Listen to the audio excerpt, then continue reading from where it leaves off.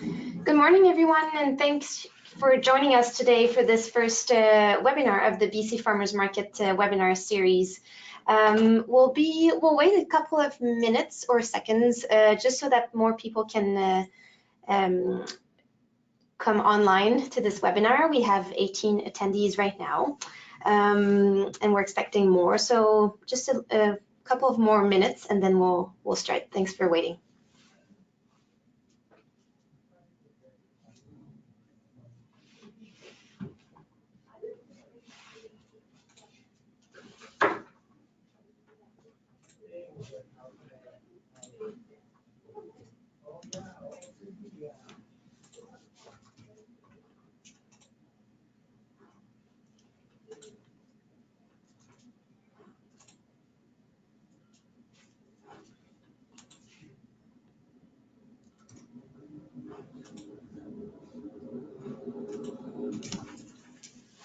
All right, so again, thanks for joining us today. Good morning for the ones that just joined us.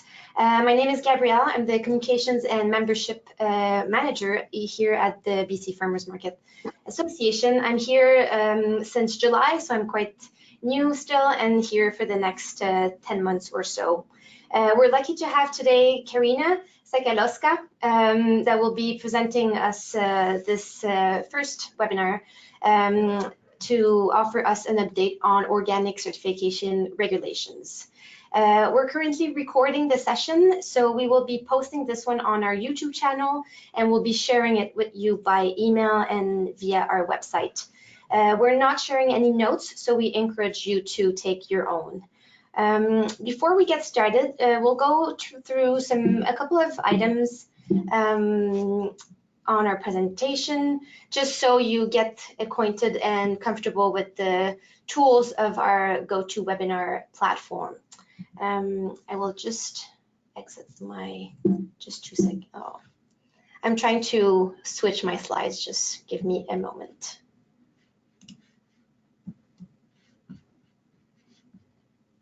All right, let's try this again. Okay. So a couple of housekeeping items. When the presenter is talking, please mute yourself. You are already all muted, so that's perfect, but you can also unmute yourself with this little orange button. If you do want to speak, you may raise your hand or alert us if you are having any technical difficulties or not hearing us appropriately. Please raise your hand. There will be a little sign of hand in this little board. If you are having technical difficulties, again, you can ask questions and comment in the chat box below here. My colleague Tess will be animating today's chat box and answering to any questions or issues that you might have today. So again, welcome. Questions and comment, again, for speakers will be monitored during the webinar, and we will be addressing them during the Q&A session at the end of today's presentation. Just a couple of reminders before we start. As most of you might know, we launched our annual Farmers Market Conference. It will be happening March 6 to 8, 2020 in Harrison Hot Springs. And there's a few things open currently. So the early bird registration is open, call for proposals or workshops, and Farmers Market Awards. So you can find more information on our website and also via our emails. We're sharing you a bunch of information on that and social media as always. So a little bit of more words on Karina Sakalauskas, our presenter today. So she's the organics specialist at the BC Ministry of Agriculture. Karina will be taking over this role as Emma Holmes is on maternity leave. Karina started with the Ministry of Ag in 2017 as the acting industry specialist in berries. During this time, Karina kindly took on the hazelnut file as well, and subsequently developed, implemented, and delivered their successful hazelnut removal program in partnership with the BC Hazelnut Growers Association. Karina has worked extensively with the association and growers on a one-on-one for the past 2 years, and to develop and promote ministry support to revitalize hazelnut industry. If you should have any questions about growing hazelnut, Karina is the expert. Before working on the ministry, Karina was the research coordinator for the BC Blueberry Council, and prior to this, she worked as the potato and blueberry IPM specialist with ES Crop Consult. Karina has a bachelor degree in agricultural engineer from Universidad of Argentina. When she's not working, she enjoys hiking, traveling with her family, windsurfing, and exploring new crafts. So that's a couple of words on Karina before I give her the mic and the screen. So Karina, just give me a second. I'll give you the power now to share your presentation. Up to you. Okay. Okay, you see me? Yeah? We do. Gabrielle, can you, yes, is everything is okay? Yes. Okay, well, thank you, Gabrielle, for the introduction, and thank you everyone for joining us in this webinar. The objective of today's webinar is to describe the recent changes to the organic certification regulation in BC and some of the rationality behind what drove those changes. The second part of the presentation, I will go over the policy guidelines to understand what specific activities require certification under these new regulations. What is this? Okay, as of September 1st, 2018, the Food and Agricultural Products Classification Act, which is called, the acronym is FACTA, came into effect, and all agriculture and aquacultural products marketed in BC as organic must be certified to an accredited federal or provincial organization. So either the conventional organization will be with the COABC, which stands for Certified Organic Association of BC, or they have the BC Certified Organic Program, or through the federal program, which the CFII is responsible for that. Sorry, I moved one ahead. So how this comes into effect? Well, everything that is produced, processed, and then also marketed in BC needs to have a certification. And the ministry introduced this new regulation that restrict the use of organic in intra-provincial marketing, which means that all the products that are in the province of BC. Sorry, I moved to the different screen. My apologies. It's tricky to do it at the same time. Okay, sorry about that. Okay, now is my next one. Okay, the scope of this new regulation. This is where I will say this regulation gets a little bit more complex, and is that all organic agriculture and aquacultural products produced for marketing in BC that are certifiable, so that there is a standard or an organic program that exists for them. So the BC, either the BC Certified Organic Program or the Canadian Organic Products Regulation. Those products include food and beverage, which they have a program from the BC Certified Organic Program and as well with the Canadian Organic Certification. There are also feed and seed that they have both programs, provincially and federal program. For flowers, we have a program through the BC certification program. And things that are not included are things like beauty and beauty products and health products, textiles, and anything that there is not a standard in existence for. This is just for your reference. I wanted just to put the two links of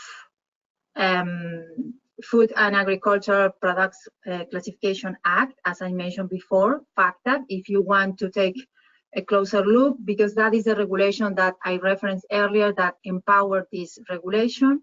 And the second one, this one, is kind of the amendment for the regulation, where you can find more information if you are interested in knowing a little bit more. Okay, I wanted just to explain what was behind the process of this new policy, what was leading to this province. Why change the labeling system? As today, we know that if you want to label your product as organic, you require certification. The rationality behind that was it came from consumer demands. We have here from many consumers over the years who have traveled figuring out what is going on in the marketplace. They were asking, is that tomato at the farmer's market really organic?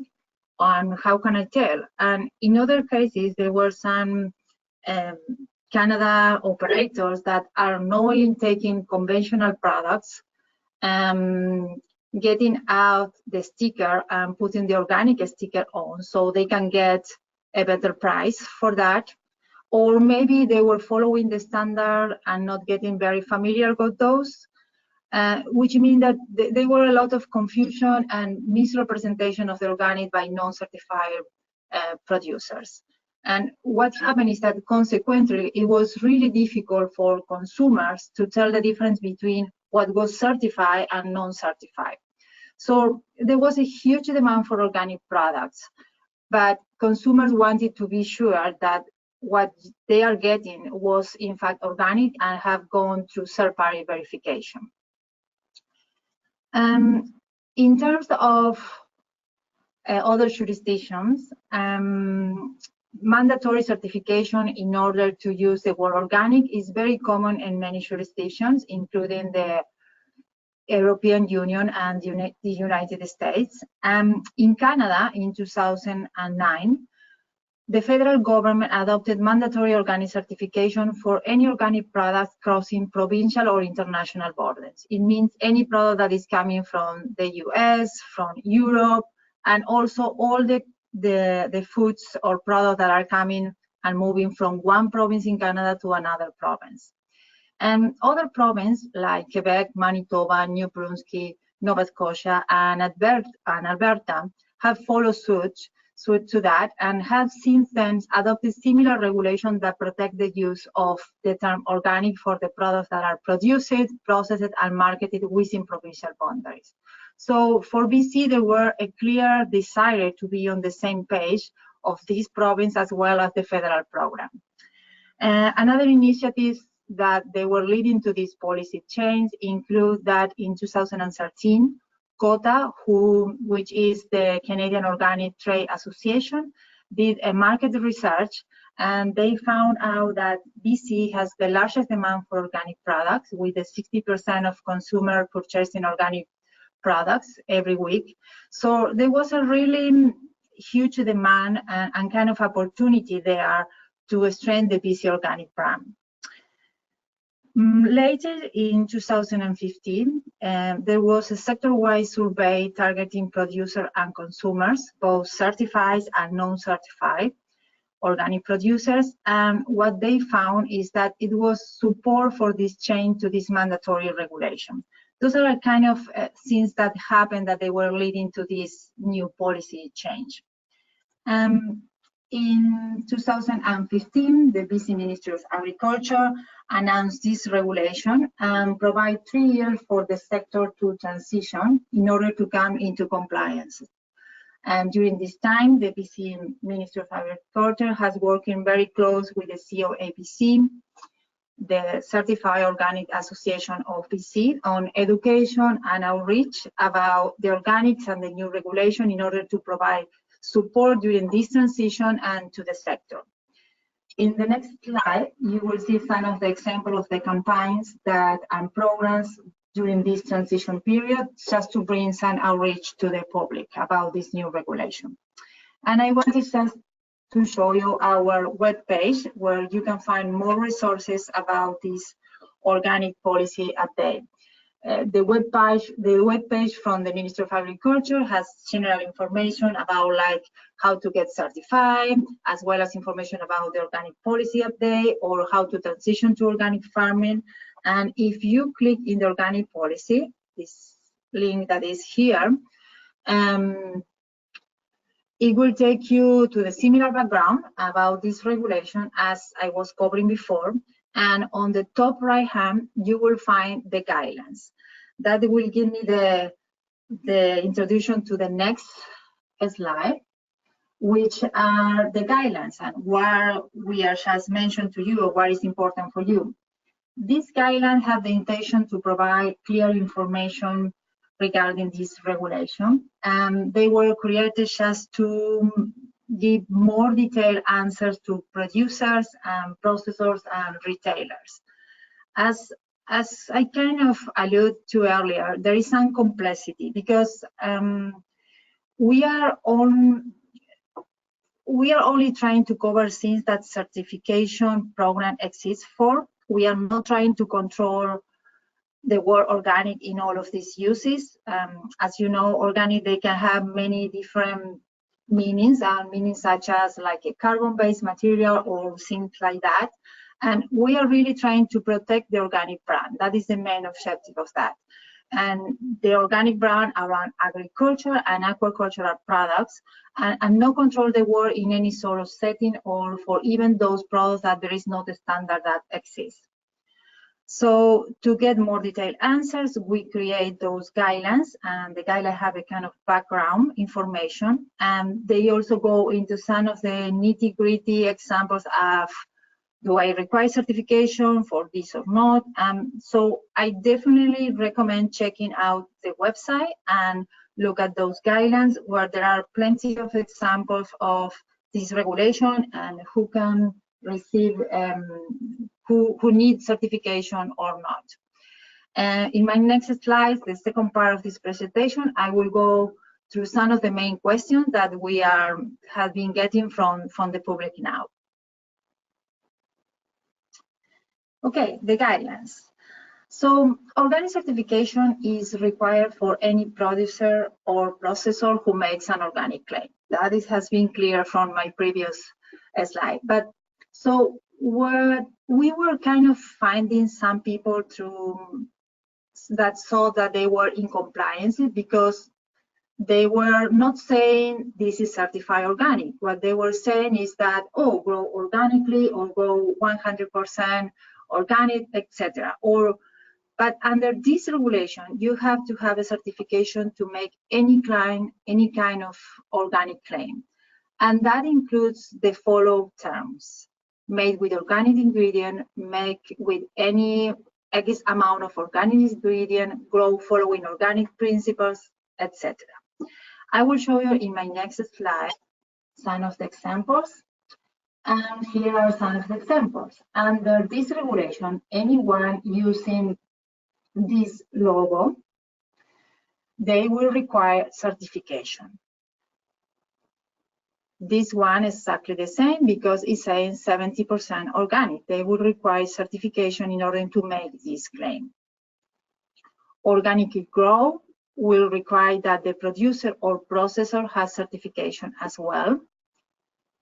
This one in the corner, that is a sign at the farmer's market that will require that producer has certification.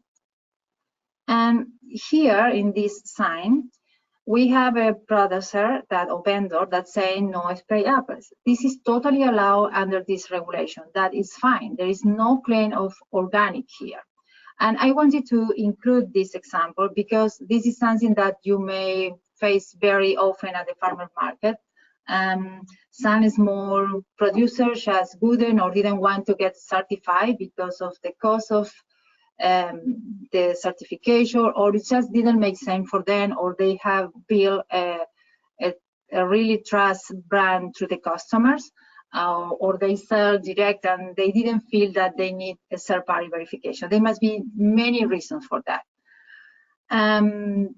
What they can do that through this, under this regulation. The only thing that they are not allowing is to make any organic claim, as they are not certified, but they can describe their practices. So that is a kind of the recommended route if you have decided not to seek for certification.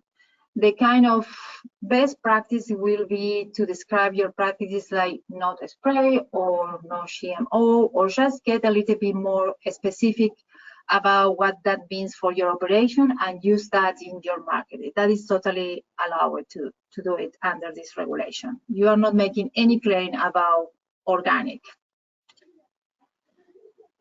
The organic certification is required for processing activities, including at retail. So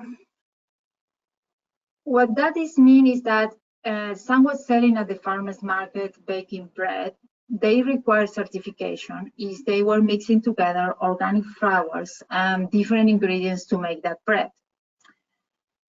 The line of what was determined as processing was decided that it was combining multiple products to make a new product. So anytime 2 or more organic products are added together, that is considered processing. And it was choosing there and not cutting a single ingredient.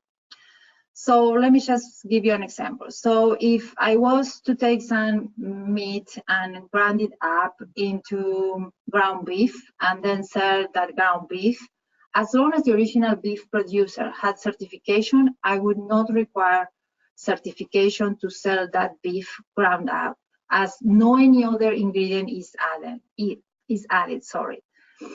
As soon as you are mixing together multiple ingredients, that is when there is a possibility, an opportunity for non-organic ingredients to be added.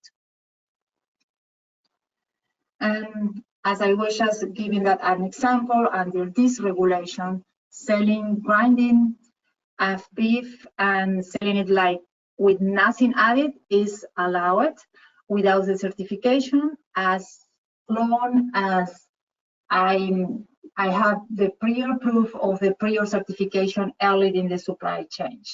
But as soon as you're adding any of these ingredients because you want to make a burger, it now requires to have processing certification to sell those burgers. If I wanted to sell these apples, for example, and they have a prior certification, I will not require certification to sell those apples. However, if I want to cut the apples and add lemon juice to them so that they wouldn't turn brown and sell them as wedges, I will now need a processor certification for that. And it will be the same case, sorry, I moved ahead. It will be the same case if you want to do applesauce and add cinnamon. Anything where another ingredient was added, you will need a certification for that. So the only place that organic claims can be made but uncertified processor is the ingredient list. Say that I wanted to make organic bread, but I didn't want to have certification myself.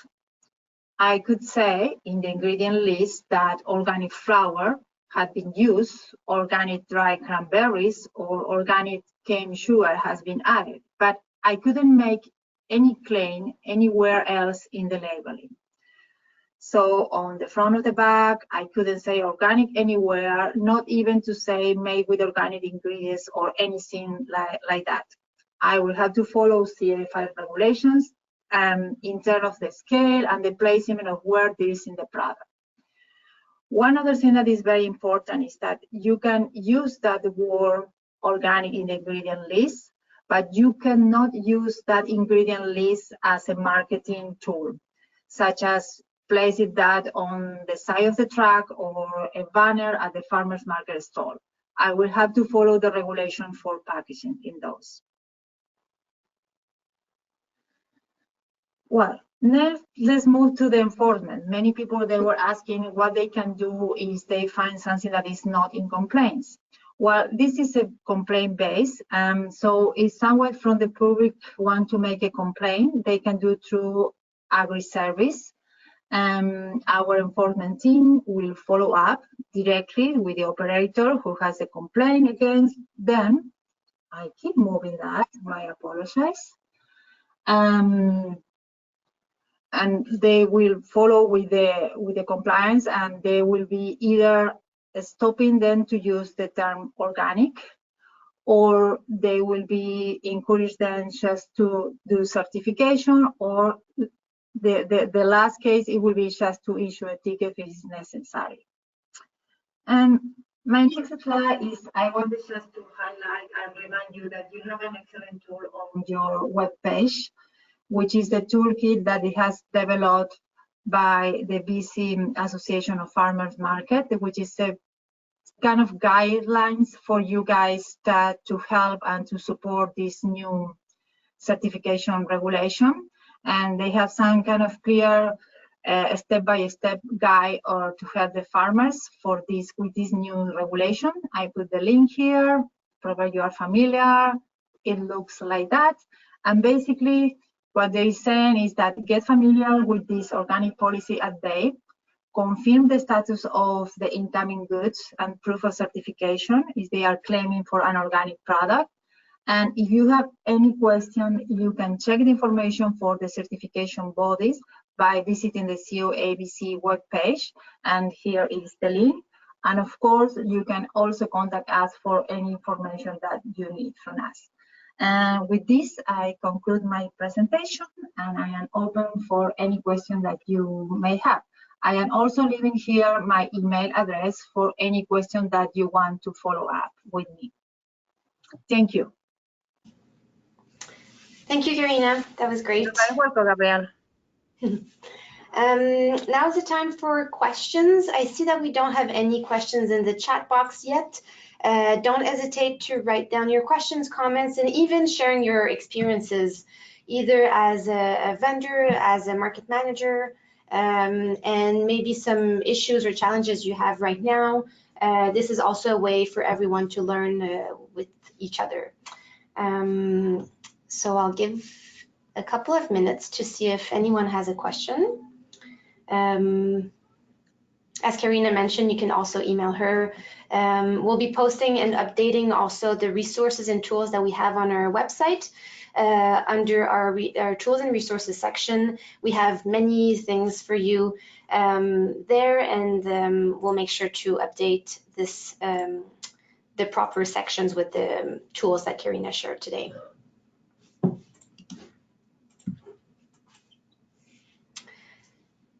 So we have questions from our team here. Okay. I'll read it to you, Karina, so you can answer.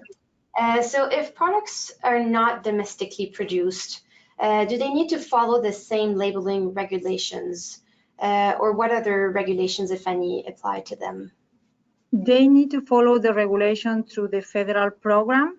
And I think that they need to know what is the origin of that product, but basically what they need to follow is through the Canadian organic regulation, and that is through the movement of food within the province in BC or international, as I mentioned previously. But they have a specific question about any products, I can check for that specific. But they have to follow the regulation that they are managed by CFIA. Okay, thank you.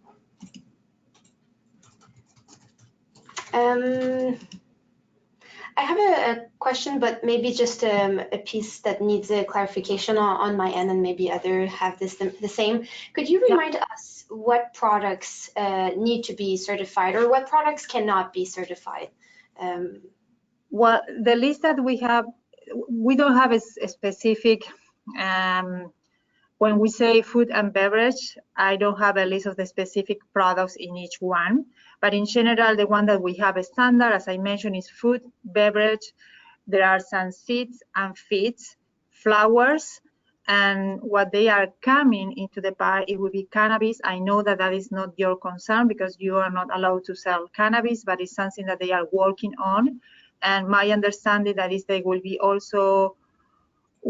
working on the beauty products, but that it will take some time until they get developed.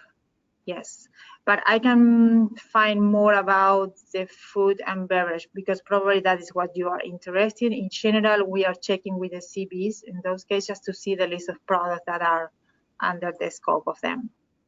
Okay, great. We have other questions.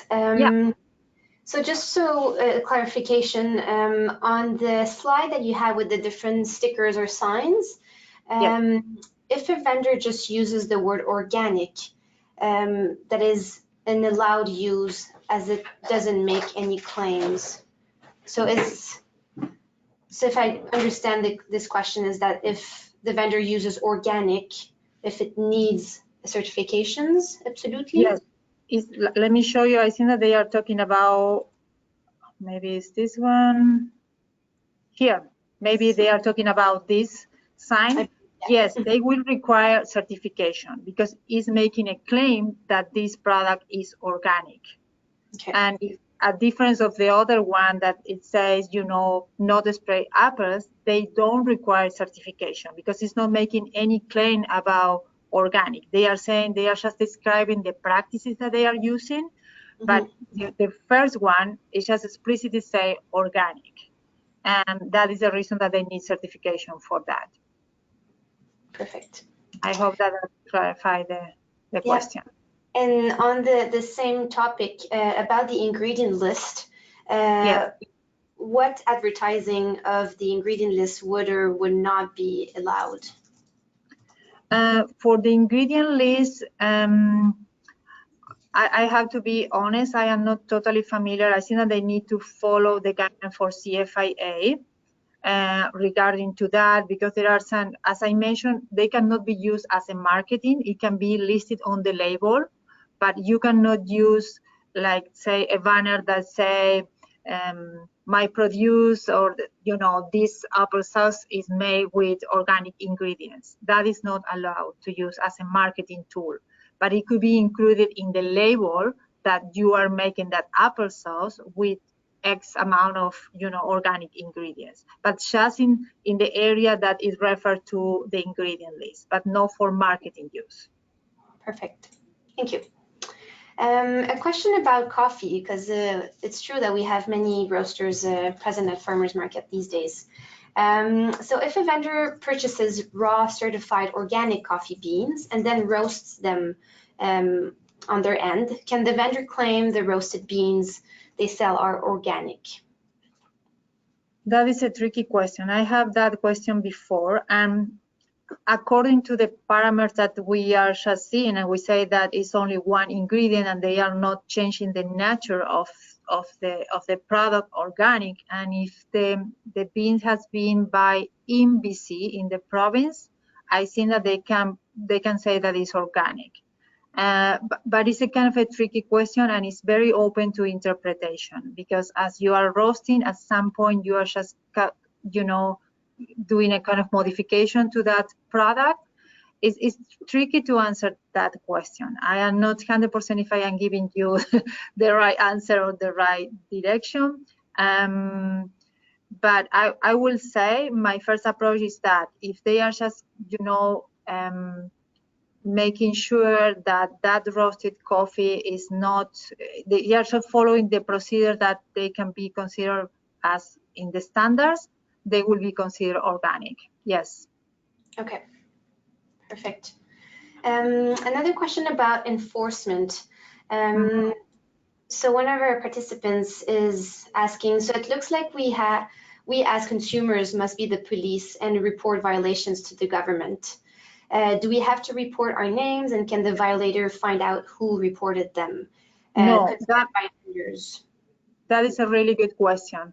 No, all the claims that we receive, they are kept anonymous. We are not disclose the complainers and anything. That information is, we are keeping that on files. What we are doing is, when we just follow up to the person that the vendor or the one that have received the complaint against, we report to the person that have made the complaint just to see what is the status and what happened, but we don't disclose any name to anyone. All right, perfect, thank you. And just to let you know, just for general information, so far in 2019, we have received 25 complaints through our system. We don't know if, you know, probably COABC also have received some complaints, but in our system from the Ministry of Agriculture, we have 25 complaints. And this is not necessarily from shoppers or consumers? It could be different. I would say that mostly there are consumers that they are just checking around, because probably in general we don't issue a ticket. It's mostly or any kind of miscommunication or wrong information around, but we verify every case. We are going case by case, but there are not big problems in that area. Okay. Okay, so another question from a participant. So are any other holistic farming methods such as biodynamic or permaculture subject to the same marketing label laws? That's a good question. Mm-hmm.